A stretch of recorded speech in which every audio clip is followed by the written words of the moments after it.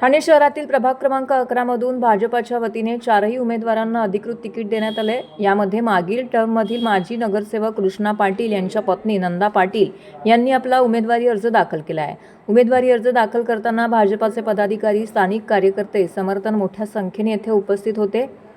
यावेळी कार्यकर्त्यांनी जोरदार घोषणाबाजी देखील केली। प्रभागात उत्साहाचं वातावरण पाहायला मिळालं। कृष्णा पाटील यांनी मागील कार्यकाळात केलेल्या विकास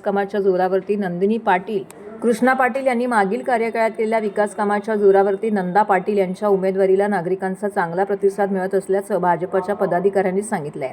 प्रभागातील पायाभूत सुविधा, रस्ते, पाणी पुरवठा, स्वच्छता तसेच नागरी समस्या सोडवण्यावरती पुढील काळामध्ये भर देण्यात येईल असा विश्वास नंदा पाटील यांनी व्यक्त केला आहे। प्रभाग क्रमांक 11 मध्ये कार्यकर्त्यांचा प्रचंड उत्साह आहे। रात्रीच उमेदवारीचा आम्हाला फॉर्म मिळाल्यानंतर रात्री सांगितल्यानंतर आज शेकडो कार्यकर्ते आज रस्त्यावर उतरले आहेत।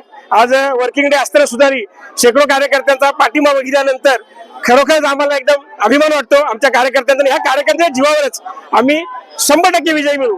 आता गेल्या 5 आणि त्याच्या आधीच्या 20 वर्ष आम्ही आज या प्रभागाचं नेतृत्व करतोय।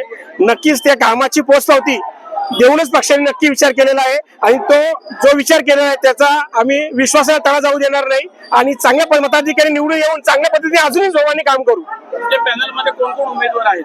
आमच्या पॅनल मध्ये मी स्वतः कृष्णा पाटील, माझी मिसेस नंदा पाटील आणि दीपक जाधव आणि रुचिता पाटणकर साहेब।